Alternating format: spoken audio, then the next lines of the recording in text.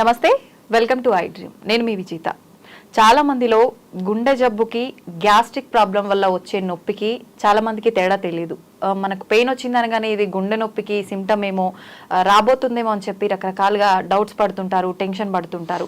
నిజంగా అసలు heart attack వల్ల వచ్చే పెయిన్ ఎలా ఉంటుంది? చాలా మందిలో సహజంగా హార్ట్ అటాక్ అనేది సడన్ గానే వస్తుంది. పెయిన్ సిమ్టమ్స్ మనం అయితే ఐడెంటిఫై చేయలేము. ఇవన్నీ ఏ రకంగా ఉంటాయో ఇప్పుడు సార్తో మాట్లాడి తెలుసుకుందాం. ప్రస్తుతం నాతో పాటు ఉన్నారు కన్సల్టెంట్ కార్డియాలజిస్ట్ లక్కిరెడ్డి కిరణ్ కుమార్ రెడ్డి గారు. ఇప్పుడు సార్తో మాట్లాడిద్దాం. నమస్తే సార్. నమస్తే అండి. సార్, చాలా మంది కూడా గ్యాస్ట్రిక్ నొప్పితో బాధపడుతుంటారు. అది గ్యాస్ట్రిక్ నొప్పా, లేదంటే ఈ మధ్య కాలంలో చాలా మంది సడన్ గా హార్ట్ అటాక్ వచ్చి చనిపోయే వాళ్ళని చూస్తున్నాము. అలా జరిగింది, నాకు కూడా అలానే జరుగుతుందా, ఇది గుండె నొప్పేమో, ఇలాంటి డౌట్స్ చాలా మందిలో ఉన్నాయి. నిజంగా ఈ రెండు నొప్పుల మధ్య ఇది హార్ట్ పెయినా లేదా గ్యాస్ట్రిక్ పెయినా అని తెలుసుకోవాలంటే ఏ రకంగా తెలుసుకోవచ్చు sir? It's very important. First thing ఏంటంటే మనము హార్ట్ అటాక్ రిలేటెడ్ నొప్ప లేదా గ్యాస్ట్రిక్ పెయిన్ అనేది తెలుసుకోవడం మంచిదే. కానీ దీంట్లో కొన్ని చిన్న పాయింట్స్ కూడా నేను మళ్ళీ ఫైనల్ కన్క్లూజన్ లో చెప్తాను. ఫస్ట్ ఏంటంటే హార్ట్ అటాక్ రిలేటెడ్ పెయిన్ అనేది మనకి పర్టికులర్లీ లెఫ్ట్ సైడ్, అంటే మన గుండె ఎక్కడ లెఫ్ట్ సైడ్ లో ఉంటుంది. సో లెఫ్ట్ సైడ్ లో బరువుగా ఉండడం ఇంపార్టెంట్. అంటే ఇప్పుడు ఫర్ సపోజ్ ఒక నలుగురు కలిసి మీ జస్ట్ టైట్ హ్యాండ్స్ పెట్టి స్క్వీజ్ చేస్తారు, పిసికేస్తారు అంటారు చూడండి మనిషిని, అలా పిసికేసినట్లు అంత బరువు ఉండడం, లేదా ఒక 100 kg బరువు ఛాతి మీద పెట్టినట్లు ఉండడం, అంటే హెవీనెస్ అంటాం. సో ఆ హెవీనెస్ అనేది చాలా ఇంపార్టెంట్.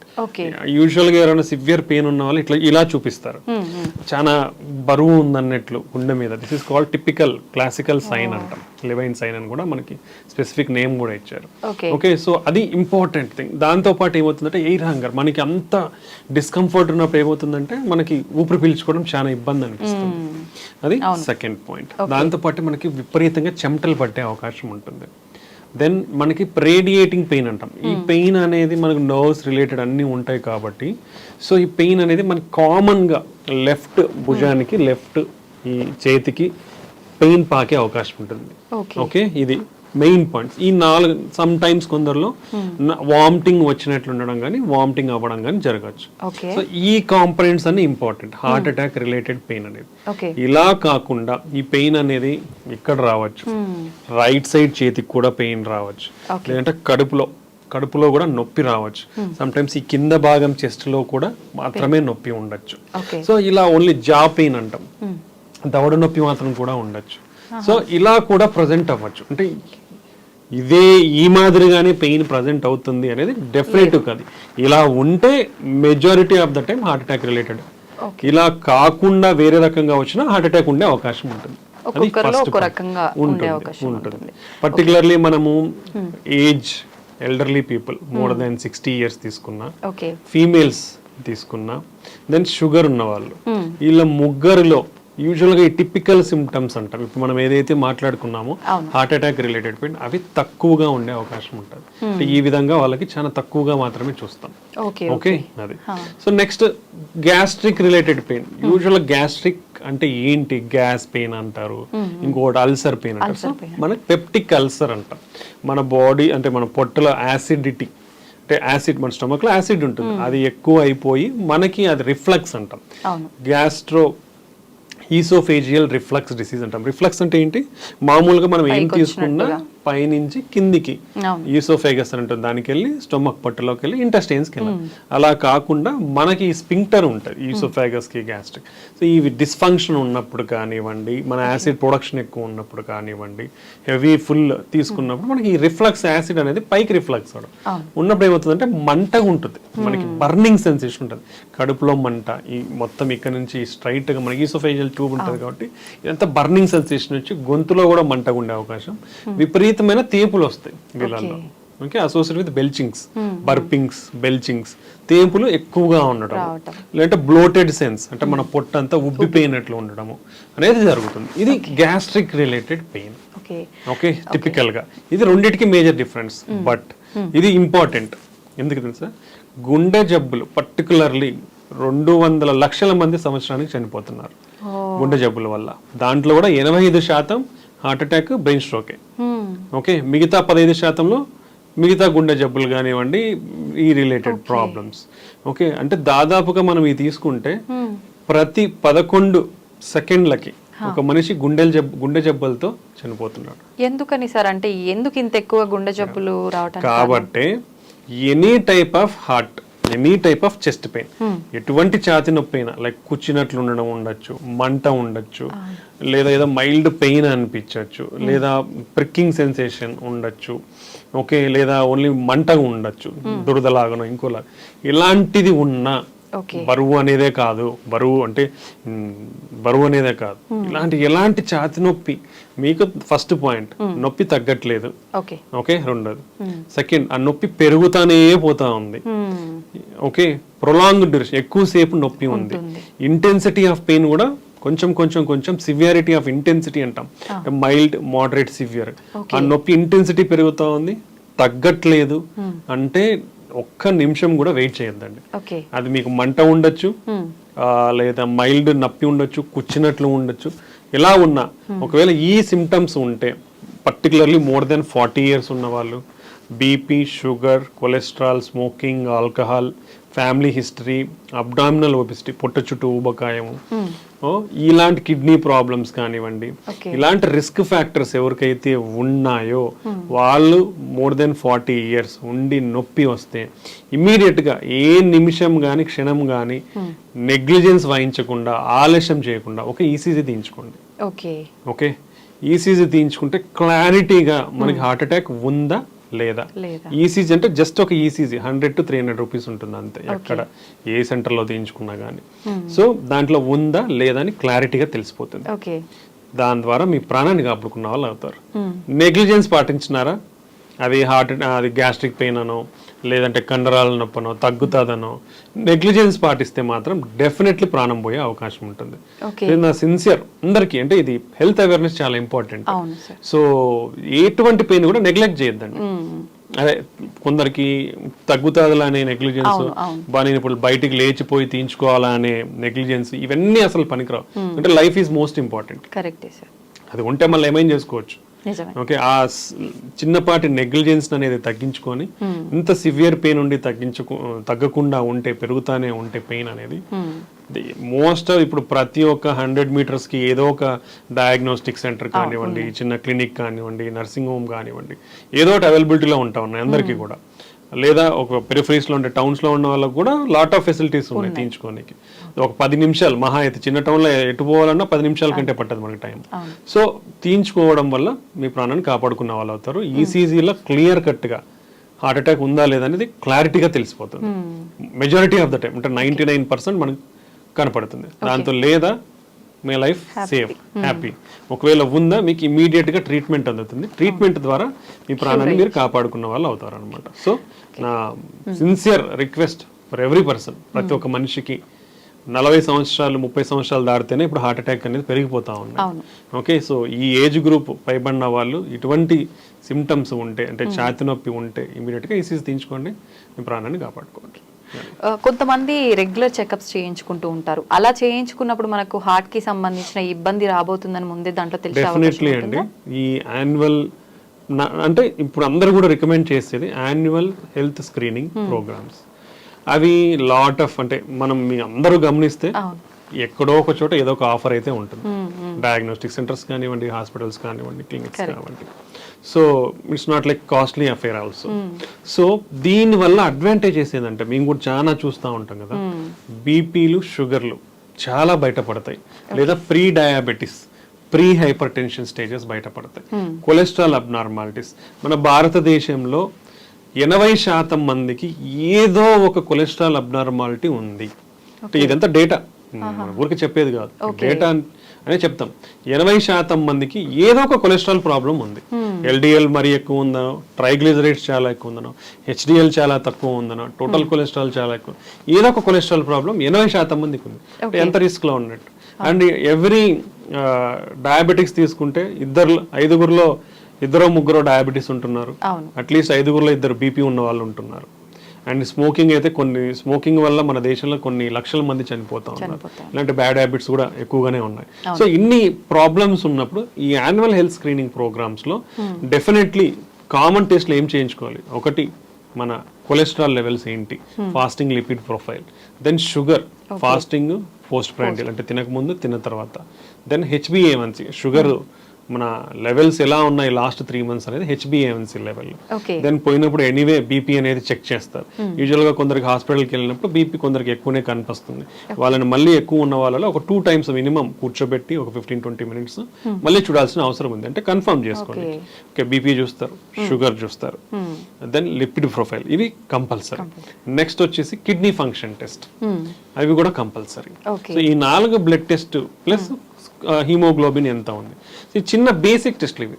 ఈ బ్లడ్ టెస్ట్లు బేసిక్ టెస్ట్లు చేయించుకొని నెక్స్ట్ ఈసీజీ 2D ఎకో, ఇవి బేసిక్ కార్డియాక్. ఒకవేళ ఎవరన్నా నడవగలిగితే మోకాలు నొప్పులు కానీ ఇలా లేని వాళ్ళు ట్రీట్మెంట్ టెస్ట్. యాన్యువల్గా ఇవి చేయించుకుంటే ఇక్కడ ఎన్ని జబ్బులు బయటపడతాయి, బీపీ ఉందా లేదా తెలుస్తుంది, షుగర్ ఉందా లేదా తెలుస్తుంది, కొలెస్ట్రాల్ ప్రాబ్లం ఉందా లేదా తెలుస్తుంది, కిడ్నీ ప్రాబ్లం ఉందా లేదా తెలుస్తుంది. అసలు ఎటువంటి హార్ట్ ప్రాబ్లం అయినా ఈసీజీ స్కాన్ ట్రీట్మెంట్ లో తెలిసిపోతాయి. అంటే majority of the problems basic టెస్ట్లు చేయించుకోవడం వలన బయటపడిపోతాయి. ఈ బయటపడినప్పుడు మనం జాగ్రత్తలు తీసుకుంటే అవి అడ్వాన్స్ స్టేజ్ కి పోకుండా మనం ముందు నుంచే జాగ్రత్తలు, లైఫ్ స్టైల్ విధానాల్లో మార్పులు చేసుకోవడం వల్ల కానీ, లేదా మరీ ఎక్కువ లెవెల్స్ లో మనకున్న ప్రాబ్లమ్స్ ఉంటే దాన్ని మందుల ద్వారా కానీ మనం కంట్రోల్ చేసుకునే అవకాశం ఉంటుంది.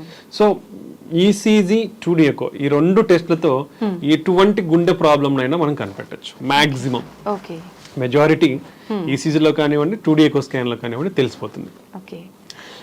సార్ చాలా మంది మూవీస్ లో చూస్తుంటాం ఎక్కువగా, రియల్ గా అంటే అంత ఐడియా లేదు కానీ పక్కన పడుకున్న వాళ్ళని కూడా పిలవటానికి వాయిస్ రాకుండా సడన్ గా పెయిన్ ఎక్కువైపోయి చాలా ఇబ్బంది పడ్డట్టుగా మనం చూస్తుంటాం. నిజంగా అలా జరుగుతుందా? వాయిస్ కూడా రాకుండా హార్ట్ పెయిన్ వచ్చినప్పుడు అంత ఇబ్బందిగా అలా ఉంటుందా? అంటే హార్ట్ అటాక్స్ వచ్చినప్పుడు మెజారిటీ ఆఫ్ ద పీపుల్ ఈ డిఫరెంట్ టైప్స్ గా ప్రజెంట్ అవ్వచ్చు. అందరూ తెలుసుకోవాలి.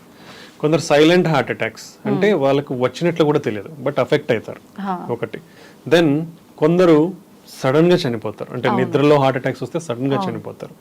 ఓకే, దెన్ హార్ట్ అటాక్ వచ్చి మనం హాస్పిటల్కి వెళ్ళలేకపోయి ఇంత advancements in transport, treatment, diagnostic facilities వచ్చినా కూడా even at this advanced world almost nearly to 50% of the heart attack cases హాస్పిటల్కి వెళ్ళక ముందే కూడా చనిపోతున్నారు. ఓకే, బికాస్ ఆఫ్ నెగ్లిజెన్స్ కానివ్వండి, డిలే ఇన్ డయాగ్నోసిస్ కానివ్వండి, ర్యాపిడ్ మనకి అడ్వాన్సెస్ వచ్చేసాయి డయాగ్నోస్ చేయడంలో కానివ్వండి, ట్రాన్స్పోర్టేషన్లో కానివ్వండి. But even now majority of the heart attacks ఇంకా హాస్పిటల్కి రాకముందే ప్రాణాలు కోల్పోతున్నారంటే మనం దాని ఆవశ్యకతను గుర్తుంచుకోవాలి ఎంత సిగ్నిఫికెంట్ అనేది. Okay, then definitely severe intense pain ఉన్నప్పుడు మనకు అసోసియేటెడ్ గుండె వీక్ అయ్యే ఛాన్స్ ఉంటుంది. ఆ టైంలో ఆయాసం ఎక్కువ ఉండే అవకాశం ఉంటుంది.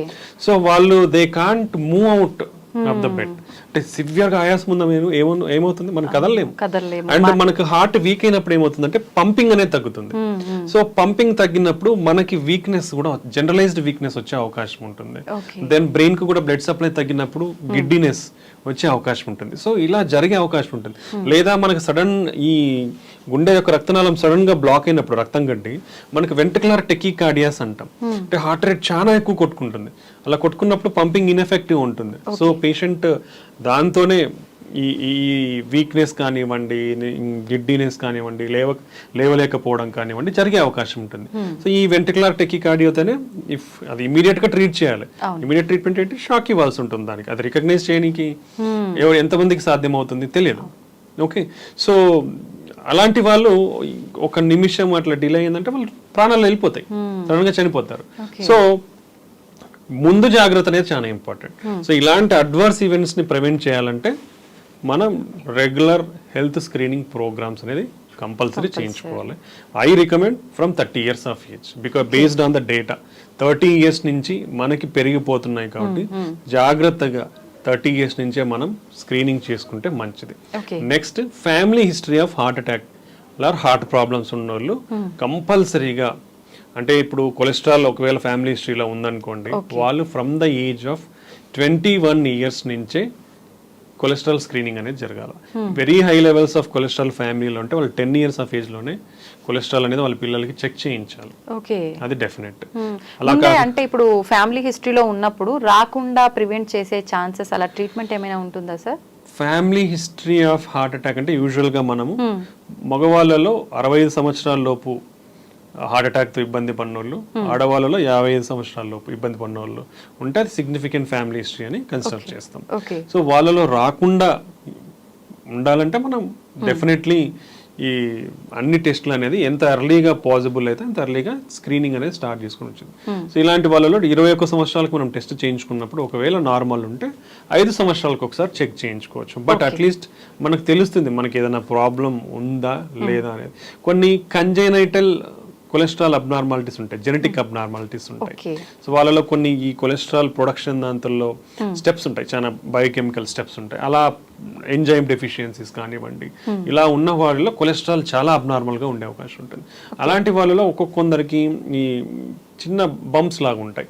మన టెండాన్ గ్జాంథోమస్ అంటాం, ఐలిడ్స్ దగ్గర గ్జాంథోమస్ అంటాం. అంటే కొంచెం వైట్ కలర్గా ఉండే చిన్న బుడపలాగా వచ్చే అవకాశం ఉంటాయి అనమాట. సో అలా ఎవరికన్నా ఉంటే వాళ్ళని ఐడెంటిఫై చేయగలుగుతాం మనం. అలాంటి వాళ్ళు definitely familial cholesterol, genetic cholesterol abnormals ఉండొచ్చు. అలా కాకుండా ఈ జెనెటిక్ అబ్నార్మల్స్లో మన ఆర్కస్, మన కంటి కార్నియా ఉంటుంది, దాని చుట్టూ తెల్లగా కూడా అయ్యే అవకాశం ఉంటుంది. సో ఈ రెండే మనకు జెనెటిక్ కొలెస్ట్రాల్ ప్రాబ్లమ్స్ లో మనకు యూజువల్ గా బయట కనిపించేది. సో అలాంటివి ఉన్నప్పుడు అర్లీగా ఐడెంటిఫై చేసి వాళ్ళకి టెస్టులు చేయించుకుంటే మనం దాన్ని కంట్రోల్గా, అగ్రెసివ్గా కంట్రోల్ చేసే అవకాశం ఉంటుంది. ఎందుకంటే ఎంత కొలెస్ట్రాల్ ఎక్కువ ఉంటే అంత రిస్క్ జోన్లో ఉన్నట్లు. సో అర్లీ ఐడెంటిఫికేషన్ చేయగలిగితే మనం దాన్ని తగ్గించుకునే అవకాశం ఎక్కువగా ఉంటుంది అనమాట. ఓకే. అయితే సార్ జనరల్గా మన చిన్న పిల్లలకు కూడా తెలుసు స్మోకింగ్ చేస్తే లంగ్స్ పాడవుతాయి అని చెప్పి. మరి లంగ్స్ ఎఫెక్ట్ అవుతుంది అని తెలుసు, కానీ దీనివల్ల హార్ట్ ఎలా ఎఫెక్ట్ అవుతుంది, ఈ ప్రాసెస్ ఎలా జరుగుతుంది? ఇప్పుడు స్మోకింగ్ చూస్తే స్మోకింగ్లో హార్మ్ఫుల్ కెమికల్స్ అనేది చాలా ఉంటాయి. నికోటిన్ ఒకటే కాదు, నికోటిన్, టార్, హెవీ మెటల్స్ అంటాం, ఇలాంటివి చాలా ఇంప్యూరిటీస్ ఉంటాయి స్మోకింగ్ లో. అది అందరూ తెలుసుకోవాలా. ఓకే, ఇలాంటి అన్ని కెమికల్స్ వల్ల మన బాడీలో ఏమవుతుందంటే లంగ్స్ లోకి ఎంటర్ అయినప్పుడు స్లోగా it will enter into blood stream. ఆ కాంపౌండ్స్ అన్ని కూడా బ్లడ్ స్ట్రీమ్ లోకి ఎంటర్ అవుతాయి. ఎంటర్ అయినప్పుడు ఇన్ఫ్లమేషన్ అంటాం. ఇన్ఫ్లమేషన్ అంటే చెడు కణాలు. ఇప్పుడు మనం ఫర్ సపోజ్ తీసుకుంటే చీము అంటాం, it's like pus or something, that is all inflammatory reaction. అదంతా అలానే మన బాడీలో ఈ ఇన్ఫ్లమేషన్, చెడు కణాలు అనేది రియాక్ట్ అవుతాయి. ఇది ఫారిన్ ఆబ్జెక్ట్స్ కదా ఇవంతా బాడీలో వచ్చినప్పుడు ఇన్ఫ్లమేషన్ పెరిగినప్పుడు ఏమవుతుందంటే మన వెజల్లో డ్యామేజ్ జరుగుతూ వస్తుంది అనమాట. సో ఎప్పుడైతే వెజల్ డ్యామేజ్ అవుతుందో, సో వీళ్ళల్లో ఏమవుతుంది, స్మోకింగ్ చేసే వాళ్ళు ఇన్ఫ్లమేషన్ ఎక్కువ అవుతుంది. ఆక్సిడేటివ్ స్ట్రెస్ అంటాం, మన బాడీలో ఈ బయోకెమికల్ ఆక్సిడేటివ్ స్ట్రెస్ అనేది ఎక్కువ అవుతుంది. నెక్స్ట్ కొలెస్ట్రాల్ అక్యుములేషన్ పెరుగుతుంది. నెక్స్ట్ బ్లడ్ క్లాటింగ్ టెండెన్సీ, రక్తం గడ్డగట్టే టెండెన్సీ పెరుగుతుంది. సో ఇలాంటి చాలా వాసోస్పాజం అంటే మన రక్తనాళాలు ఏవైతే ఉంటాయి ముడుచుకుపోయే అవకాశం ఉంటుంది. అంటే ఇప్పుడు ఆల్మోస్ట్ 5-6 మెకానిజమ్స్, బేస్ మెకానిజమ్స్ చెప్పాను, ఇవన్నీ పెరిగిపోతాయి స్మోకింగ్ చేసే వాళ్ళలో. ఇవన్నీ పెరిగిపోయినప్పుడు ఏమవుతుంది, మన బ్లడ్ వెజల్స్ అనేది అక్యుములేట్ అయిపోయి, కొలెస్ట్రాల్ అక్యుములేట్ అయిపోయి నిదానంగా పెరిగిపోతుంది. హెవీ స్మోకింగ్ చేసినప్పుడు ఇవి సడన్ గా రప్చర్ అయిపోతాయి. అంటే మన బ్లడ్ వెజల్స్ పొరలు ఉంటాయి, ఈ పొరల కింద అక్యుములేట్ పెరిగిపోయి ఉంటాయి. ఎప్పుడైతే ఈ స్ట్రెస్, ఆక్సిడేటివ్ స్ట్రెస్, ఇన్ఫ్లమేషన్, ఈ చెడు కణాలు అనేది ఎక్కువైపోతే వచ్చినాయి అనుకోండి, అదంతా లిక్విఫై అవుతా వస్తుంది. లిక్విఫై అయిపోయి ఏమవుతుంది, సడన్ గా ఆ పైన పొర పగిలిపోతుంది. పగిలిపోయినప్పుడు బ్లడ్ కి ఎక్స్పోజ్ అవుతాయి. ఇవన్నీ కూడా బ్యాడ్ సెల్స్ అన్ని కూడా ఎక్స్పోజ్ అయినప్పుడు రక్తం గడ్డగట్టిపోతుంది ఫాస్ట్ గా. పోయినప్పుడు సడన్ హార్ట్ అటాక్ వస్తుంది. సో సడన్ అటాక్ లో చనిపోయే ప్రమాదం కూడా ఎక్కువ ఉంటుంది. సో ఇన్ని మెకానిజమ్స్ వర్క్ అవుతాయి స్మోక్ చేసే వాళ్ళలో. కాబట్టి స్మోకింగ్ ఈజ్ అబ్సల్యూట్లీ డేంజరస్. ఇది ఓన్లీ హార్ట్ అటాకే కాదు, స్మోకింగ్ వల్ల బ్రెయిన్ స్ట్రోక్స్ కూడా ఎక్కువగా వచ్చే అవకాశం ఉంటుంది. And lot of cancers. Okay, ఇది నెక్స్ట్, ఒకవేళ స్మోకింగ్ మీరు మానేయాలనుకుంటే కూడా మీ హార్ట్ అటాక్ రిస్క్ తగ్గనికి మానేసిన తర్వాత 10 సంవత్సరాలు పడుతుంది. సో స్మోకింగ్ మానేసిన తర్వాత కూడా మీరు 10 సంవత్సరాల వరకు హై రిస్క్ లో ఉన్నట్లు. అంటే దానివల్ల ఎంత రిస్క్ అనేది అర్థం చేసుకోవాలి. దీనికి కొలాబరేటివ్ మెజర్స్ అనేది చాలా ఇంపార్టెంట్. పర్సన్ మోటివేషన్ ఉండాలి, అంటే దాని దగ్గరికి వెళ్లకుండా. ఓకే, దెన్ ఒకవేళ పొరపాటున అలవాట్లో ఉంటే దాన్ని తగ్గించుకొని కూడా హై లెవెల్ ఆఫ్ మోటివేషన్ కావాలి. దెన్ దాని సపోర్టివ్ మెడికేషన్స్ ఉండాలి, సైకో బిహేవియరల్ థెరపీ అవసరం ఉంటుంది.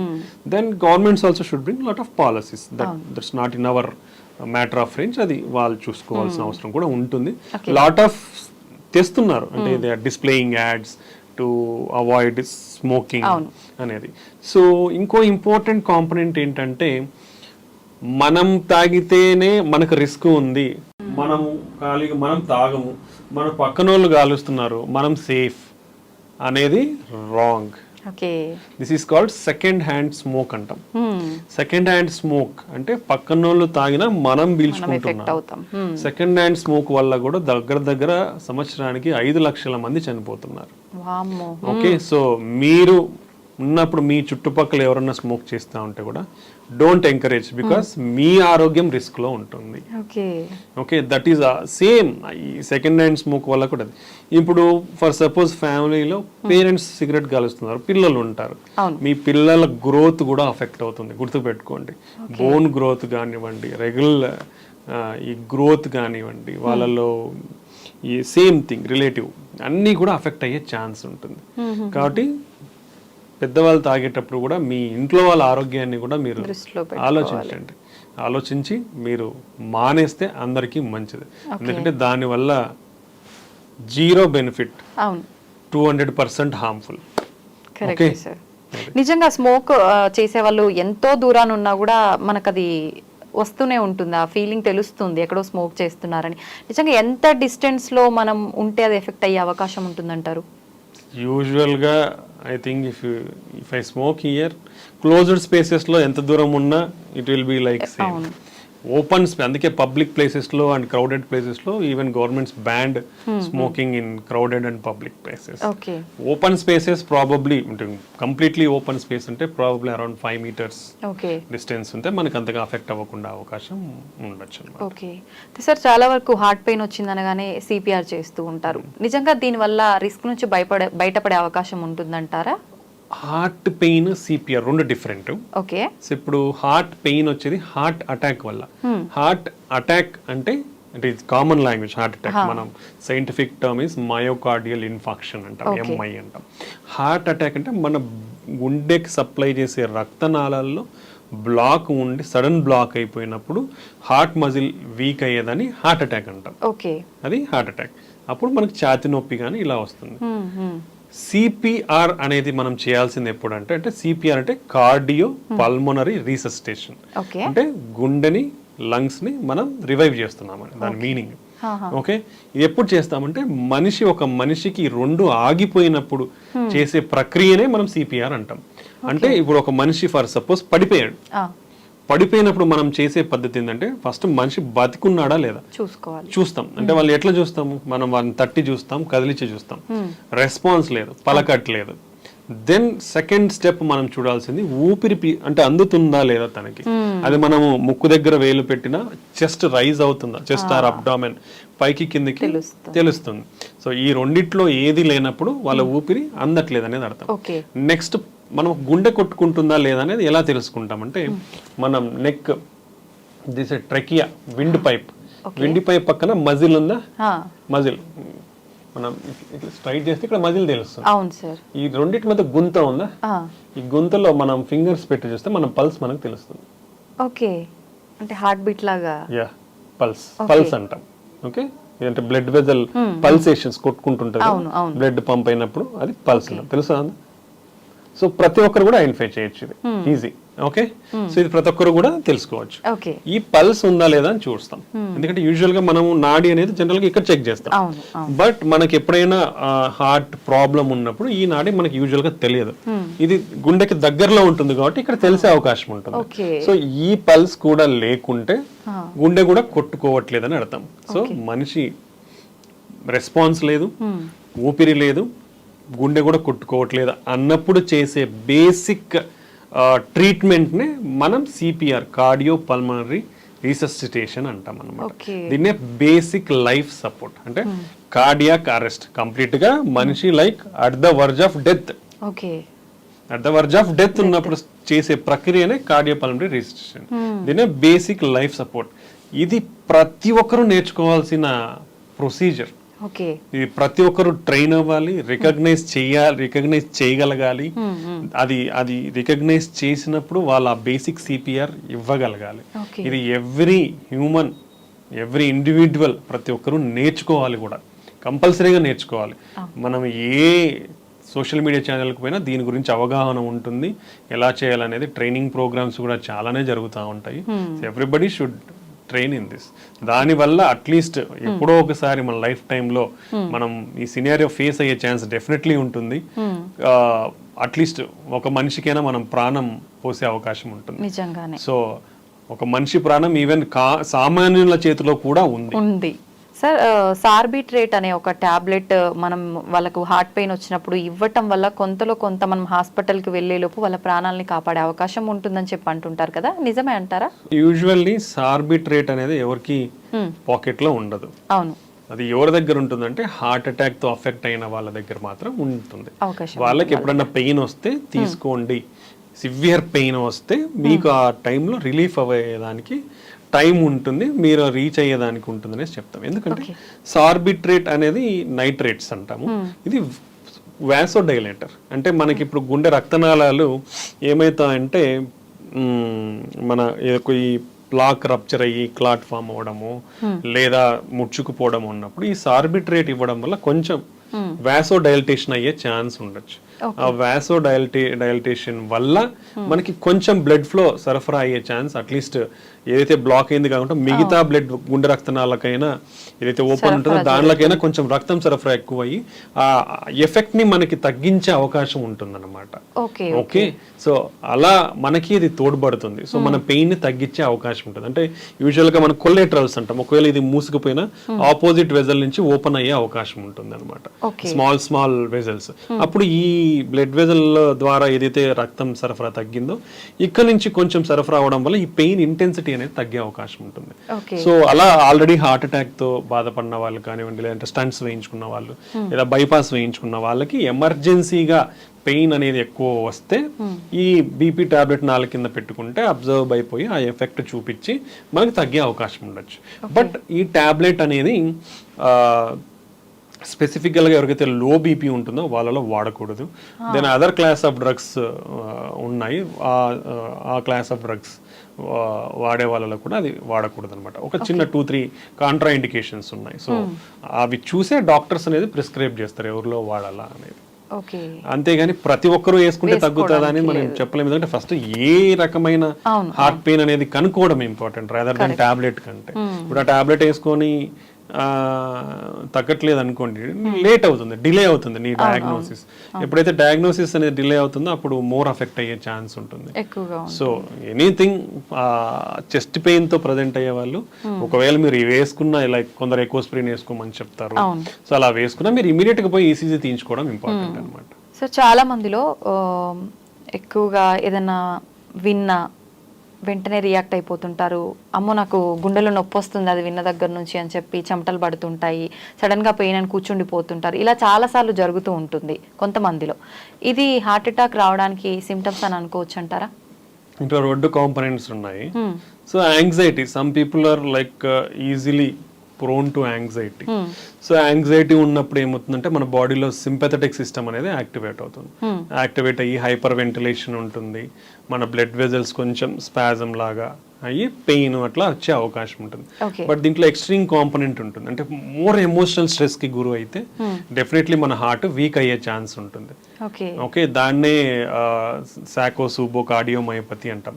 అది టిపికల్ హార్ట్ అటాక్ లాగానే కూడా ప్రజెంట్ అయ్యే అవకాశం ఉంటుంది. అండ్ వన్ మోర్ ఇంపార్టెంట్ ఏంటంటే ఇంత high levels of sympathetic activity, anxiety, stress కు గురైనప్పుడు డెఫినెట్లీ మన బాడీలో ఈ సింపథెటిక్ సిస్టమ్ యాక్టివేట్ అయినప్పుడు ఆల్రెడీ రిస్క్ ఫ్యాక్టర్స్ ఉన్న వాళ్ళు, అంటే ఈ మనం డిస్కస్ చేసిన రిస్క్ ఫ్యాక్టర్స్ ఎవరికైతే ఉంటాయో ఆల్రెడీ కొంచెం అప్పటికే ఒకవేళ కొలెస్ట్రాల్స్ అనేది కొంచెం ప్లాక్స్ ఇవన్నీ ఏర్పడినప్పుడు అవి సడన్ గా రప్చర్ అయ్యే అవకాశం కూడా ఉండొచ్చు అనమాట. So severe emotional stress or severe anxiety ఉంటే ఈ సింపథెటిక్ సిస్టమ్ యాక్టివేట్ అయినప్పుడు మన బ్లడ్ క్లాటింగ్ అనేది కొంచెం ఎక్కువ అయ్యే అవకాశం ఉంటుంది, ఇన్ఫ్లమేషన్ కూడా పెరిగే అవకాశం ఉంటుంది. సో అలాంటి సినారియోస్ లో కూడా ఇది ప్రెసిపిటేట్ అయ్యే ఛాన్స్, అంటే ఆల్రెడీ కొంచెం అండర్లయింగ్ ప్రాబ్లమ్స్ ఉన్న వాళ్ళకి ప్రెసిపిటేట్ అయ్యి వచ్చే ఛాన్స్ ఉండొచ్చు. లేదా ప్యూర్ ఎమోషనల్ గా కూడా మనకి ఈ కార్డియోమయోపతి అంటే హార్ట్ వీక్ అయ్యే ఛాన్స్ కూడా ఉంటుంది. వీళ్ళల్లో యాంజియోగ్రామ్ చేస్తే నార్మల్ ఉంటుంది, దాన్ని స్ట్రెస్ కార్డియోమయోపతి అంటాము. అది నిదానంగా కొంచెం వాళ్ళ ఎమోషనల్ స్ట్రెస్ తగ్గిపోయి దెన్ మనం మెడికల్ థెరపీతో ట్రీట్ చేస్తే రికవర్ అయ్యే అవకాశం ఉంటుంది. బట్ డెఫినెట్లీ రిస్క్ ఫ్యాక్టర్స్ ఉన్న వాళ్ళలో హార్ట్ అటాక్స్ అందుకు వచ్చే అవకాశం అయితే ఉంటుంది. So high emotional stress, high anxiety ఉన్నప్పుడు చాలా జాగ్రత్తగానే ఉండాలి. ఓకే, ఎక్కువగా జిమ్ చేసే వాళ్ళలో, వర్కౌట్స్ చేసే వాళ్ళలోనే హార్ట్ అటాక్స్ వస్తున్నాయి ఎక్కువ, అంటే తక్కువ ఏజ్ లో ఉన్న వాళ్ళు ఇవి ఎక్కువ చేయడం వల్లనే హార్ట్ అటాక్ వస్తుంది, మిగతా అంతా వాళ్ళు చాలా హెల్దీగా ఉన్నారని చెప్పి వింటున్నాం ఈ మధ్య. నిజంగా దాని వల్ల అవకాశం ఉంటుందంటారా సార్? ఎక్సెసివ్ జిమ్ వల్ల వస్తాయి అనే దానికంటే ఒక లిమిట్, మన బాడీ అనేది ఏజ్ని బట్టి ఒక target heart rate or maximum heart rate ఎంత అచీవ్ చెయ్యాలనేది మనకు టార్గెట్ లిమిట్ ఉంటుంది అనమాట ఏజ్ని బట్టి. సో అంతకు మించి నువ్వు ఓవర్ ఎగ్జర్షన్ చేసి మన హార్ట్ రేట్ అనేది, ఇప్పుడు హార్ట్ రేట్ 180-200కి పెరిగిపోతే ప్రాబ్లం ఏంటంటే ఇప్పుడు మన హార్ట్ పంపింగ్ అనేది ఇలా కొట్టుకొని ముడుచుకుంటూ తెచ్చుకుంటూ ఉంటుంది ప్రాపర్గా.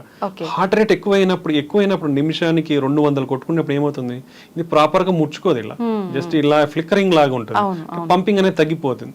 తగ్గిపోయినప్పుడు ఏమవుతుంది, బ్లడ్ ఫ్లో అనేది తగ్గిపోతుంది.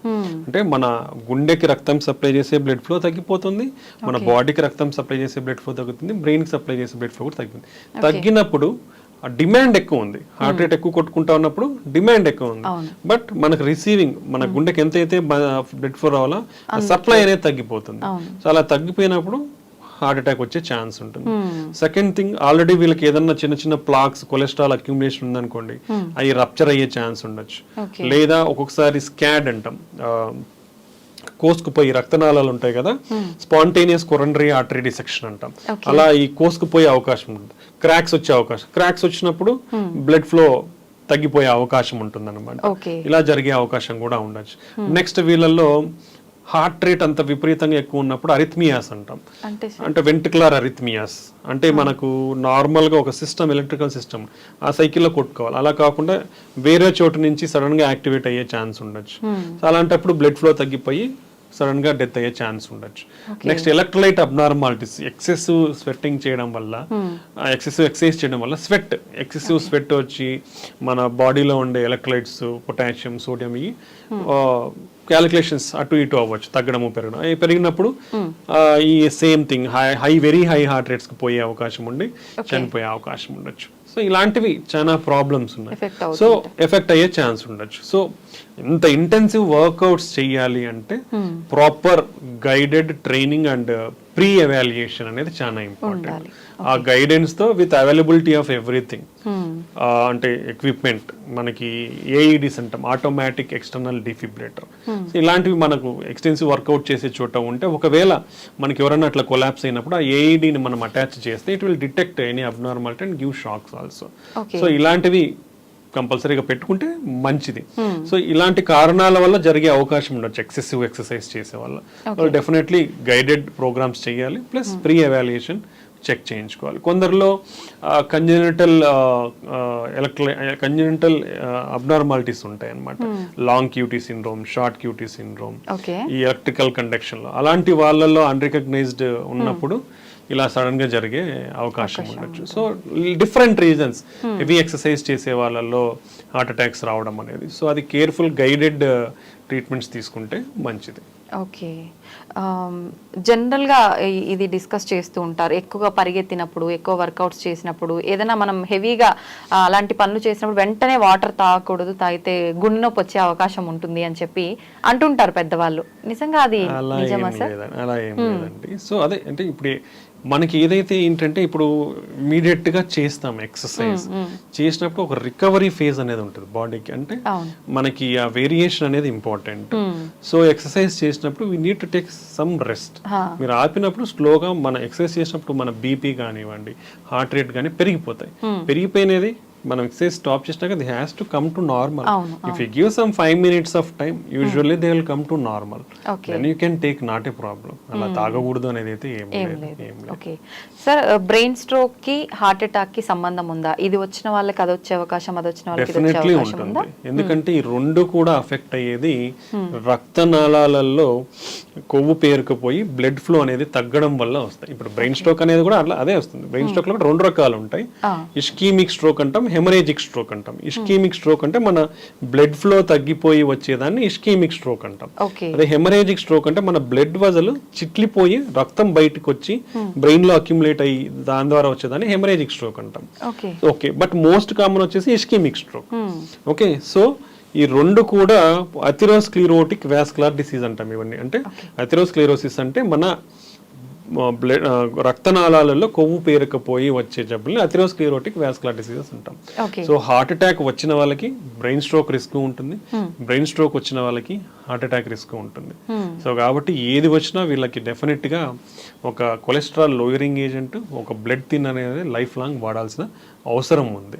ఒకసారి బ్రెయిన్ స్ట్రోక్ వచ్చిన వాళ్ళకి మళ్ళీ బ్రెయిన్ స్ట్రోక్ వచ్చే అవకాశం కూడా చాలా ఎక్కువ ఉంటుంది.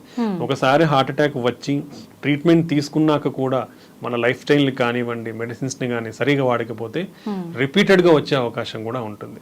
సో ఇవన్నీ ఇంటర్లింక్డ్, ఒకటి ఉంటే ఇంకోటి, దాని నుంచి ఇంకోటి, ఎన్ని ఇంటర్లింక్డ్ అంటే నువ్వు ట్రీట్మెంట్ సరిగా వాడాలి, లైఫ్ స్టైల్ సరిగా పెట్టుకోవాలి, బీపీ, కొలెస్ట్రాల్, షుగర్ స్ట్రిక్ట్ కంట్రోల్లో పెట్టుకోవాలి, ఎక్సర్సైజ్ బాగా చేయాలి, అంటే అన్ని చేయాలా. నేను ఎక్సర్సైజ్ చేస్తాను, ఓన్లీ లైఫ్ స్టైల్ చేస్తాను, మందులు వాడినంటే వస్తుంది, మందులు వాడతాను, లైఫ్ స్టైల్ నేను ఫాలో అవ్వను అంటే కూడా వస్తాయి. సో ఇవన్నీ interlinked. So every component in health is important. మనం చేసే ప్రతి ఒక్కటి ఇంపార్టెంట్. మందులు వాడాలి, రెగ్యులర్ గా టెస్ట్లు చేసుకొని చూసుకోవాలి, హెల్తీ ఫుడ్ హ్యాబిట్స్ చూసుకోవాలి, నేను రెగ్యులర్ గా ఎక్సర్సైజ్ చేయాలి, బ్యాడ్ హ్యాబిట్స్ కి దూరంగా ఉండాలి. ఇవన్నీ ఉంటే మన ఛాన్సెస్ ఒకసారి ఎఫెక్ట్ అయిన తర్వాత మళ్ళీ రాకుండా ఉంటుంది. అంటే మేము చాలా మందిని చూస్తూ ఉంటాం, షుగర్స్, కొలెస్ట్రాల్ బాగా స్ట్రిక్ట్ కంట్రోల్లో పెట్టుకుంటారు. వాళ్ళందరికీ కూడా 20 years నుంచి షుగర్ ఉంటుంది, బట్ వాళ్ళ ఏమి ఎఫెక్ట్ అయి ఉండరు. అంటే స్ట్రిక్ట్ కంట్రోల్ మనకున్న, ఒకవేళ ప్రాబ్లం వచ్చినా కూడా దాని ఈ విధానాల ద్వారా అన్ని కంట్రోల్లో పెట్టుకుంటే మనం ఎఫెక్ట్ కాకుండా ఉంటాం అన్నమాట. ఓకే సార్, ఎక్కువగా హార్ట్ అనగానే హార్ట్ అటాక్ ఇది ఒక్కటే అందరికి తెలుసు. ఇంకా ఏమైనా హార్ట్ కు సంబంధించి జబ్బులు ఉన్నాయి, హార్ట్ రిలేటెడ్ చాలా జబ్బులు ఉన్నాయి. అంటే మన హార్ట్ లో చాలా కాంపోనెంట్స్ ఉన్నాయి. హార్ట్ అంటే గుండె రక్తనాళాలు ఒకటే కాదు, మెయిన్ వచ్చేసి మజిల్. అంటే గుండె అంటే మజిల్. ఆ మజిల్స్ 4 గదులుగా డివైడ్ అయినాయి, రైట్ సైడ్, లెఫ్ట్ సైడ్, పైన కింద. పైన ఉన్న దాన్ని ఏట్రియం అంటాం, కింద ఉన్న దాన్ని వెంట్రికల్ అంటాం. ఈ 2 గదుల మధ్యలో డోర్స్ లాగా వాల్స్ ఉంటాయి. దెన్ కింద గదుల నుంచి మన బాడీకి సప్లై అవ్వాలి బ్లడ్ అనేది. లెఫ్ట్ సైడ్ కింద గది నుంచి అయోటా అనే మేజర్ వెజల్ వచ్చి మన బాడీకి బ్లడ్ సప్లై చేస్తారు. ఆ రెండింటి మధ్యన కూడా ఒక వాల్వ్ ఉంటుంది. నెక్స్ట్ రైట్ సైడ్ కింద గది నుంచి మన ఊపిరితిత్తులకు లంగ్స్ సప్లై ఉంటుంది. సో అక్కడి నుంచి ఆ పైప్ కి వాల్వ్ ఉంటుంది. సో టోటల్ గా 4 వాల్వ్స్ ఉంటాయి, 4 గదులు ఉంటాయి. ఇది సో ఈ వాల్వ్ ప్రాబ్లమ్స్ ఏంటంటే, ఈ వాల్వ్ సరిగా మూసుకుపోయినా ప్రాబ్లమే, ఎక్కువగా మూసుకుపోయినా, అంటే సరిగా మూసుకుపోయినప్పుడు ఏమవుతుందంటే లీక్ అవుతుంది బ్లడ్ అనేది, ముందరికి పోయి ఎన్నికి వస్తుంది. అలానే సరిగా ఓపెన్ కాకుండా మూసుకొని పోయి ఉంటే ఫార్వర్డ్ ముందరికి బ్లడ్ అనేది సరిగా పోదు. సో ఈ 4 వాల్వ్స్ లో వచ్చే అవకాశం ఉండొచ్చు. కొన్ని కంజెనిటల్ గా పుట్టుకతో ఉన్న కూడా వస్తాయి, కొన్ని ఏజ్ రిలేటెడ్ వస్తాయి, కొన్ని ఇన్ఫెక్షన్స్ ద్వారా వస్తాయి. సో పలు కారణాలు ఉంటాయి ఇవి రానికి. దెన్ మజిల్ అనేది కూడా ఏంటంటే రీజనల్ థిక్గా ఉండాలి. అది మనము కొందరిలో ఫెయిల్యూర్ అవుతుంది. ఫెయిల్యూర్ అయినప్పుడు ఏమవుతుందంటే సన్నబడిపోతుంది. సన్నబడిపోయినప్పుడు వచ్చేదాన్ని డైలేటెడ్ కార్డియోమైపతి అంటాము. లేదా కొందరిలో జెనెటిక్ అబ్నార్మాలిటీ ఉండి, లేదా బీపీ ఉన్న వాళ్ళు, కిడ్నీ ప్రాబ్లమ్స్ ఉన్న వాళ్ళలో మందం ఎక్కువగా ఉండే అవకాశం. మందంగా ఎక్కువ ఉన్నప్పుడు ఏమవుతుందంటే రిలాక్సేషన్, అంటే మన గుండె ఎలా అయితే ముడుచుకుంటుందో అలా ప్యూర్ గా మళ్ళీ రిలాక్స్ అవ్వాలి, తెరుచుకోవాలి. అలా మజిల్ తిక్కుగా ఉన్నప్పుడు ఏమవుతుందంటే బాగా ముడుచుకుంటుంది కానీ సరిగా రిలాక్స్ కాదు. రిలాక్స్ అవునప్పుడు మనం రిసీవింగ్ బ్లడ్ అనేది తగ్గిపోతుంది. తగ్గిపోయినప్పుడు ఫార్వర్డ్ పంపింగ్ కూడా తగ్గిపోతుంది. సో దీన్నే హైపర్ట్రోఫిక్ కార్డియోమైపతి అంటాం.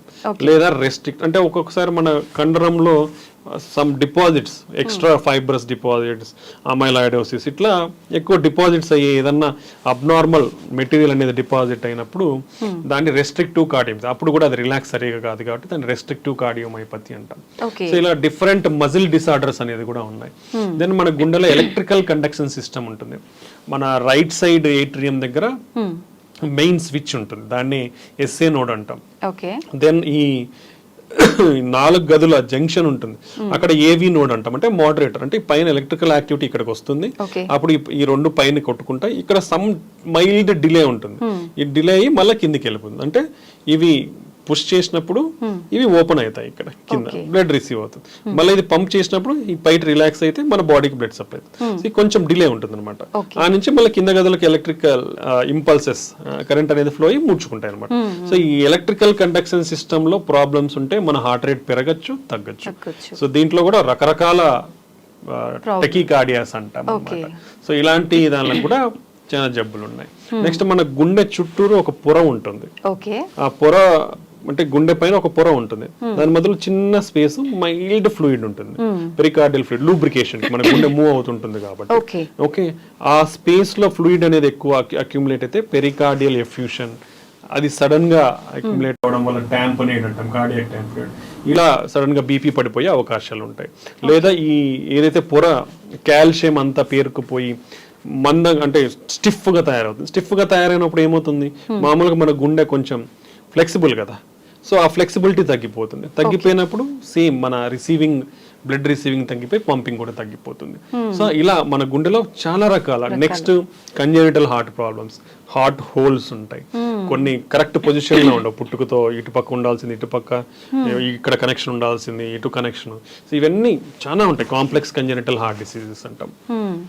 నెక్స్ట్ మన పల్మరీ ఆర్టరీస్ ఏవైతే రైట్ సైడ్ కింద గది నుంచి ఊపిరితిత్తులకు బ్లడ్ వెజల్స్ సప్లై చేస్తున్నాయో దాంతో బ్లడ్ క్లాట్స్ పెరిగిపోవడం కానీ, దాంట్లో ప్రెషర్స్ పెరిగిపోవడం కానీ ఇలా వచ్చే అవకాశం ఉంటుంది. సో ఆ ప్రాబ్లమ్స్ పల్మరీ హైపర్ టెన్షన్ అంటాం. సో అవి ఒక సబ్సెట్ ఆఫ్ డిసీజెస్. నెక్స్ట్ మన కింద గది నుంచి లెఫ్ట్ సైడ్ గది నుంచి మన బాడీకి సప్లై చేసే మేజర్ బ్లడ్ వెజల్ పైప్, ఆ పైప్ లో కూడా డైలేట్ అయ్యే ఛాన్స్, అన్యూరిజమ్స్ అంటాం, లేదా కోసుకుపోయే ఛాన్స్ ఉంటుంది, అయోటిక్ డిసెక్షన్స్ అంటాం. సో ఇలా మల్టిపుల్ ప్రాబ్లమ్స్ అనేది ఉండే అవకాశం ఉంది. సో దీన్ని అందరికీ కార్డియాక్ అని కాదు, కార్డియో వాస్కులర్ డిసీజెస్ అంటాం మనం గుండె జబ్బులని. సో మన లెగ్స్ లో కానివ్వండి, హ్యాండ్స్ లో రక్తనాళాలు ఉంటాయి, అవి కూడా బ్లాక్ అయ్యే ఛాన్స్ ఉంటాయి అన్నమాట. సో ఇలాంటి హ్యూజ్ గుండె జబ్బులు అనేది చాలా రకాలు ఉన్నాయి. బట్ అన్నిట్లో కూడా 85% వచ్చేసి హార్ట్ అటాక్స్, బ్రెయిన్ స్ట్రోక్స్, దాని వల్లనే ఎక్కువ చనిపోతున్నారు. నెక్స్ట్ హార్ట్ ఫెయిల్యూర్, హార్ట్ గుండె వీక్ అవ్వడం అనమాట.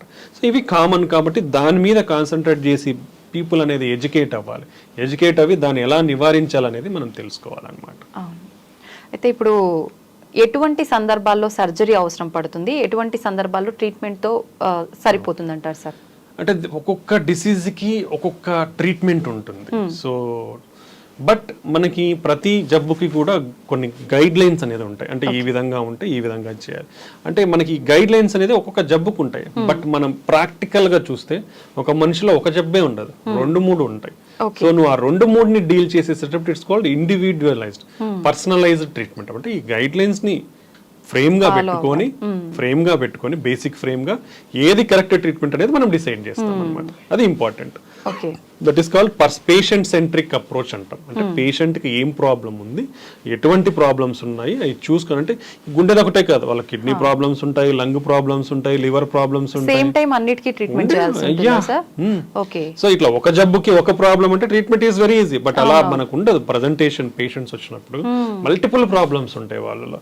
సో అలా అన్ని ప్రాబ్లమ్స్ ని చూసి వాళ్ళకి ఏది బెస్ట్ ట్రీట్మెంట్ స్ట్రాటజీ అనేది డిసైడ్ చేయాల్సిన అవసరం ఉంటుంది. ఇప్పుడు ఫర్ సపోజ్ హార్ట్ అటాక్ లో గుండె రక్తనాళాలు బ్లాక్స్ మూసుకుపోయినప్పుడు ఇచ్చే ట్రీట్మెంట్ మనకు తెలిసింది 2 స్టంట్స్ కానివ్వండి, open heart surgery, bypass. But ఇంతకు ముందు 20 సంవత్సరాలకు ముందు తీసుకుంటే మనకి పెద్దగా ట్రీట్మెంట్స్ లేవు. బట్ ఇప్పుడు ఎవ్రీథింగ్, ఈవెన్ వాల్వ్ మార్చాలన్నా, ఏదైతే మేజర్ వాల్స్ ఉన్నాయో అవి మార్చాలంటే కూడా ఓపెన్ హార్ట్ సర్జరీ అవసరం లేకుండా ట్రీట్మెంట్స్ అనేది వచ్చేసాయి. ఇప్పుడు వెరీ అడ్వాన్స్ నౌ. గుండె జబ్బులను ట్రీట్ చేసే విధానాలు ఎంత అడ్వాన్స్డ్ అంటే అంత అడ్వాన్స్ అయిపోయాయి. సో ఓపెన్ హార్ట్ అవసరం లేదు మెజారిటీ వార్డ్స్ కి. నువ్వు ఓపెన్ హార్ట్ లేకుండా చిన్న మన రక్తనాళాల ద్వారా ట్యూబ్స్ పంపించి ట్రీట్ చేసేయచ్చు majority. But it's some what costly affair mildly, because అన్ని లేటెస్ట్ టెక్నాలజీస్, లేటెస్ట్ అడ్వాన్స్మెంట్స్ కాబట్టి సమ్ ప్రైస్ ఇస్ దేర్. అది ఇంపార్టెంట్. సో నెక్స్ట్ అది హార్ట్ అటాక్స్ తీసుకుంటే, రెండోది హార్ట్ వాల్స్ ప్రాబ్లమ్స్ చెప్పారు. వాల్స్ ప్రాబ్లమ్స్ కూడా ఇంతకుముందు ఓన్లీ ఓపెన్ హార్ట్ చేసి వాల్స్ రిప్లేస్ చేసేవాళ్ళు. అంటే ఇవన్నీ కూడా ఏంటంటే ఈ పేషెంట్ ఏజ్ ఎంత, సివియారిటీ ఎంత, వాళ్ళకి అదర్ ప్రాబ్లమ్స్ ఏమున్నాయి, ఓకే, ఇవన్నీ తీసుకొని మనం డెసిషన్ మేకింగ్ ఉంటుంది. సో వీళ్ళల్లో ఓపెన్ హార్ట్ సర్జరీ బెస్టా, లేదంటే అది అవసరం లేకుండానే ట్రీట్ చేయొచ్చా, లేదా మందులతోనే ట్రీట్ చేయొచ్చా అనేది మనం డెసిషన్ సివియారిటీని బట్టి, ఏజ్ని బట్టి మనం డెసిషన్ మేకింగ్ అనేది ఉంటుంది. నెక్స్ట్ ఇప్పుడు ఎలక్ట్రికల్ కండక్షన్ సిస్టమ్ ప్రాబ్లమ్స్ ఉంటాయి, దానికి డెఫినెటివ్ ట్రీట్మెంట్స్. హార్ట్ రేట్ పడిపోయింది అంటే పేస్ మేకర్ వేయించుకోవాలి. హార్ట్ రేట్ లెస్ దెన్ 40 కంటే ఉంది, పేస్ మేకర్ వేయించుకోవాలి. నెక్స్ట్ వచ్చేసి మన హార్ట్ రేట్ అనేది ఫ్రీక్వెంట్ గా ఎక్కువ కొట్టుకుంటా ఉంది, దానికి డిఫరెంట్ ట్రీట్మెంట్స్. ఒకటి ఏంటంటే ఐసిడి, పేస్ మేకర్ లాంటిది ఇంట్రాకార్డియాక్ డిఫిబ్రిలేటర్ అంటాం. సో అలాంటిది విపరీతంగా హార్ట్ రేట్ అనేది ఎక్కువ కొట్టుకుంటా ఉంటే మనం అది సజెస్ట్ చేస్తాం.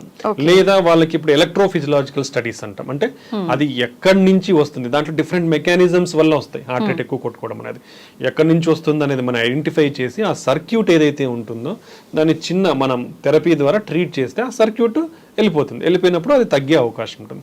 దాన్ని రేడియో ఫ్రీక్వెన్సీ అబ్లేషన్ అంటాం. దాంట్లో huge technologies, basic 2D analysis లేదా 3D ఇమేజింగ్ మెథడ్స్ కూడా ఉంటాయి. CAR2 అంటాం. దాంట్లో డిఫరెంట్ టెక్నాలజీస్ ఉన్నాయి అన్నమాట. రీసెంట్ గానే నేను ఒక న్యూస్ చూసాను పేపర్లో, 1.2 lakhs ఆ మెడిసిన్ అది తీసుకుంటే గుండెకి సంబంధించిన జబ్బులు రాకుండా ఉండే అవకాశం ఉంటుంది, దాని నుంచి బయటపడే అవకాశం ఉంటుంది అని చెప్పి. ఏంటి సార్ ఇదంతా నిజమైన? చాలా కాస్ట్లీ కూడా కదా అది. అంటే ఇది రీసెంట్ డెవలప్మెంట్ అండి. ఏంటంటే ఇంక్లిజిరాన్ ఇంజెక్షన్ అంటాం అది. సో బేసికలీ మనకు ఆల్రెడీ దీనికంటే ముందే PCSK9 ఇన్హిబిటర్స్ అని ఉన్నాయి. అదేంటంటే మన కొలెస్ట్రాల్ ని, అంటే ఇప్పుడు లివర్ పైన LDL రిసెప్టర్స్ ఉంటాయి. అంటే మన LDL బ్యాడ్ కొలెస్ట్రాల్ ని తీసుకొని లివర్ లోకి తీసుకొని మనకి ఆ బ్యాడ్ కొలెస్ట్రాల్ అనేది తగ్గిస్తాయి అనమాట. సో మనకి ఇంతకు ముందు ఉన్న PCSK9 ఇన్హిబిటర్స్ అంటే ఈ మోనోక్లోనల్ యాంటీబాడీస్. ఆ యాంటీబాడీస్ ఇచ్చినప్పుడు బాడీలో అవి PCSK9 కి అటాచ్ అయిపోయి, సో ఆ ఎఫెక్ట్ అంటే ఆ PCSK9 ఎంజైమ్ ఏదంతా ఆ ఎఫెక్ట్ LDL రిసెప్టర్స్ మీద లేకుండా ప్రభావితం చూపేది. దాని ద్వారా LDL రిసెప్టర్స్ అనేది లివర్ పైన అబండెంట్ గా ఉండి LDL బ్యాడ్ కొలెస్ట్రాల్ అనేది లివర్ లోకి తీసుకొని డిస్పోజ్ చేయడం వల్ల కంట్రోల్ చేసేది. అది ఒక మెకానిజం. ఇప్పుడు ఈ ఇన్క్లిజిరాన్ ఏంటంటే ఈ ఇన్క్లిజర్ అనేది జీన్ లెవెల్లో మనకు, అంటే RNA సైలెన్సింగ్ RNA జీన్ లెవెల్లో పనిచేస్తుంది అనమాట. అదేమవుతుందంటే అది ఇవ్వడం వల్ల జీన్ లెవెల్లో టోటల్ గా ఈ PCSK9 ఏదైతే ఉందో దాని ప్రొడక్షన్ నే కంప్లీట్ గా తగ్గించేస్తుంది. అప్పుడు ఇది వచ్చి దీనికి LDL రిసెప్టర్స్ అనేది అటాచ్ కాదు కదా. అటాచ్ కానప్పుడు అబడెంట్ రిసెప్టర్స్ అనేది లివర్ పైన ఉండి ఈ LDL బ్యాడ్ కొలెస్ట్రాల్ తీసుకొని తగ్గించేస్తుంది అనమాట లివర్. సో ఇది ఈ రెండింటికి ఇంత ముందు ఉన్న కాంపౌండ్ ఏంటంటే మోనోక్లోనల్ యాంటీబాడీస్. అంటే PCSK9 ప్రొడ్యూస్ అవుతుంది, బట్ దాని యాక్షన్ ని ప్రివెంట్ చేసేవి యాంటీబాడీస్. ఇప్పుడు ఈ కొత్తగా వచ్చిన ఇంజెక్షన్ ఏంటంటే ఆ ప్రొడక్షన్ నే తగ్గించేస్తుంది అనమాట. అది బెనిఫిషియల్. ఇది ఎక్కడ మేజర్ బెనిఫిషియల్ అంటే ఇంతకు ముందు అది అట్లీస్ట్ 2 వారాలకు ఒక ఇంజెక్షన్ తీసుకోవాలా PCSK9 ఇన్హిబిటర్స్ అనేది. ఇది only they are recommending yearly 2 injections. Initial first year లో అయితే 0, 3, 12. అంటే ఫస్ట్ ఇంజెక్షన్ 0 ఫస్ట్ తీసుకున్న తర్వాత 3 నెలలకు ఒకటి తీసుకొని మళ్ళీ సంవత్సరానికి ఒకటి.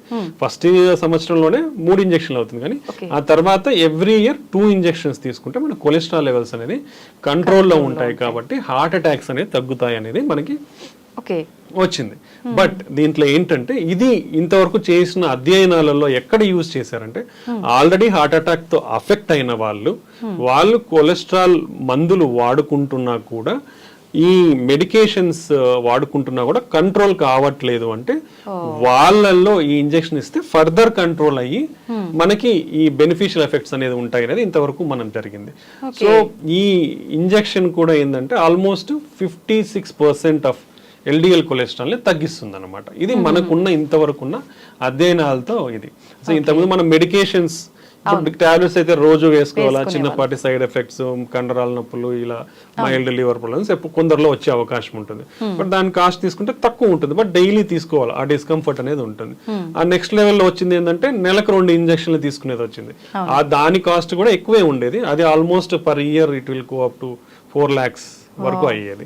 ఇప్పుడు ఈ ఇంజెక్షన్ లో మేజర్ అడ్వాంటేజ్ ఏంటంటే నంబర్ ఆఫ్ డోసెస్ అనేది తగ్గిపోయి సంవత్సరానికి 2.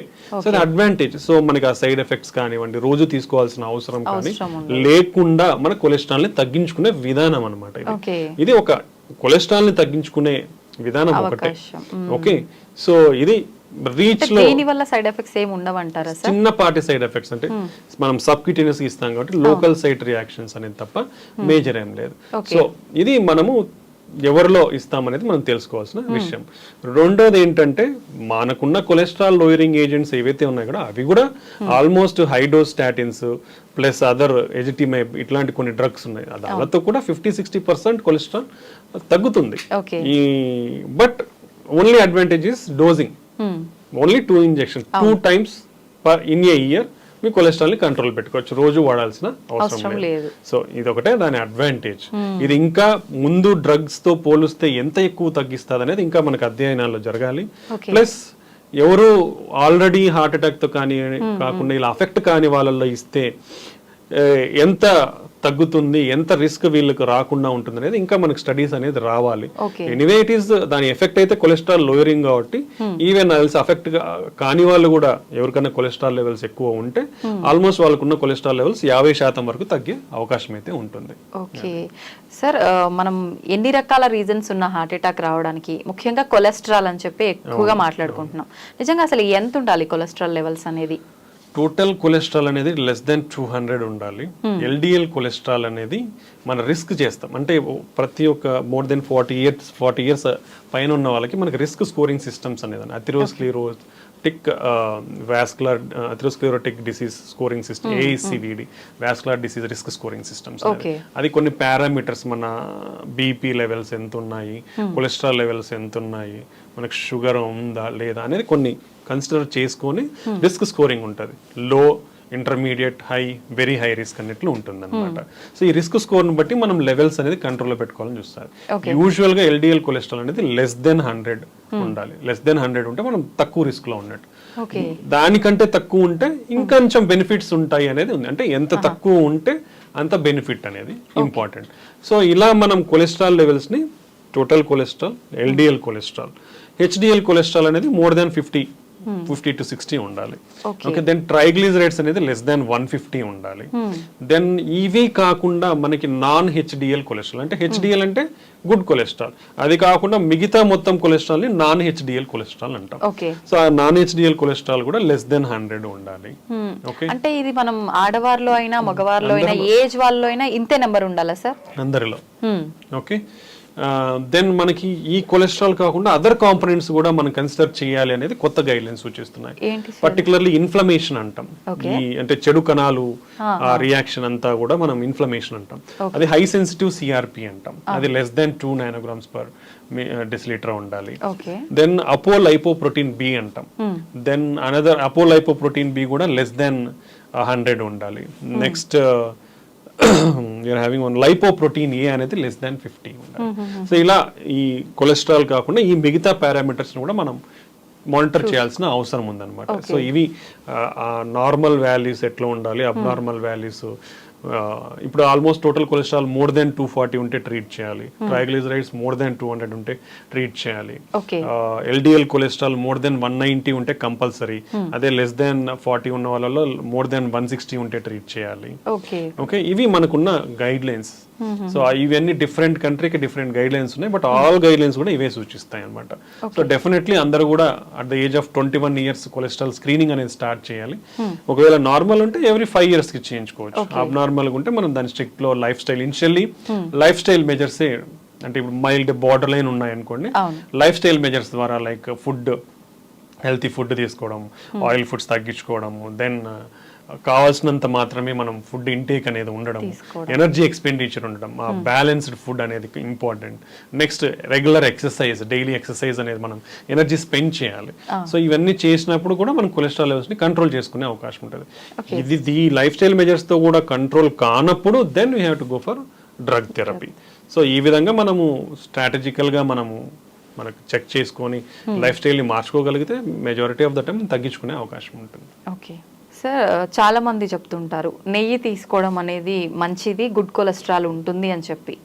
కానీ ఎంత మోతాదులో తీసుకుంటే అది మంచిది అనేది కూడా లిమిట్ చూసుకోవాలంటుంటారు కదా, అలా చూసుకోవాలంటారా నెయ్యి విషయంలో కూడా? డెఫినెట్లీ అండి. యాక్చువల్లీ దీంట్లో కొన్ని ప్రొటెక్టివ్ కాంపౌండ్స్ ఉన్నాయి లిపిడ్స్ పరంగా చూసుకుంటే. కొన్ని మోనో సాచురేటెడ్ ఫ్యాటీ యాసిడ్స్ ఇవి కూడా ఎక్కువనే ఉన్నాయి. సో 2 రకాలు ఉన్నాయి కాబట్టి సో మనకు రికమెండేషన్స్ ఉన్నాయి గీ వరకు. సో 1 teaspoon పర్ డే అదైతే డైలీ రికమెండెడ్ తీసుకోవచ్చు.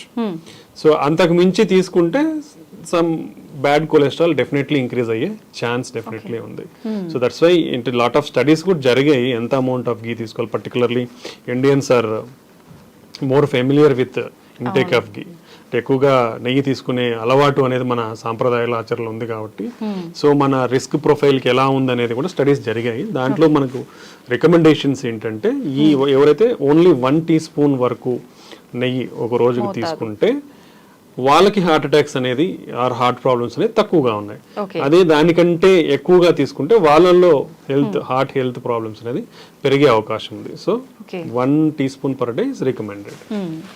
పాలు పెరుగు విషయానికి వస్తే చాలా మంది అది కూడా అంటుంటారు కొలెస్ట్రాల్ ఎక్కువగా తీసుకోవద్దు అని చెప్పి. తీసుకోవచ్చు అండి. మనకి even best diet Mediterranean diet అనే చెప్తాము హార్ట్ రిలేటెడ్ గా తీసుకుంటే. దాంట్లో కూడా మనకి it is recommended dairy products అనేది తీసుకోవచ్చు అనేది. Even per day at least 1 to 2 coffee కానివ్వండి తీసుకోవచ్చు, but not more than that. అలానే మనం తీసుకుంటే butter is not advisable. Okay, but cheese అనేది at least per week 2 to 3 times అనేది కూడా రికమెండెడ్ ఉంది దాంట్లో. బట్ క్వాంటిటీ అనేది మనం లిమిటెడ్ క్వాంటిటీ అనేది ఏదైనా మినిమం టు మోడరేట్ క్వాంటిటీ ఉన్నప్పుడు ఏం కాదు. ఎనీథింగ్ ఓవర్ క్వాంటిటీ తీసుకుంటే డెఫినెట్లీ సైడ్ ఎఫెక్ట్స్ అనేది ఉంటుంది. సో మన బేసిక్ పిరమిడ్ లో కూడా ఏంటంటే పైన టిప్ ఆఫ్ ద పిరమిడ్ లో ఉంటాయి ఇవన్నీ. కాబట్టి limited amount per week limited amount of dairy products అనేది డెఫినెట్లీ డైరీ ప్రోడక్ట్స్ డైలీ అనేది 1 to 2 times తీసుకోవచ్చు. That's advisable only, but not in more quantities. ఇప్పుడు కాఫీ అయితే 1 to 2 cups per day. Butter better to be avoided. Cheese, curd ఇవన్నీ కూడా తీసుకోవచ్చు. దానివల్ల అయితే హార్మ్ఫుల్ అయితే ఏం లేదు. Okay, thank you sir, thank you very much. నిజంగా హార్ట్ అనేసరికి చాలా రకాల డౌట్స్ ఎప్పటికప్పుడు మనం మాట్లాడుకున్నా కూడా ఇంకా కొత్త కొత్త డౌట్స్ వస్తూనే ఉన్నాయి. చాలా మంది కామెంట్లో కూడా పెడుతున్నారు. మరొక మంచి ఎపిసోడ్లో ఒక మంచి ఇంట్రెస్టింగ్ టాపిక్ ఏంటి అంటే హార్ట్ ట్రాన్స్ప్లాంటేషన్ గురించి మాట్లాడుకుందాం sir. Thank you sir, thank you very much.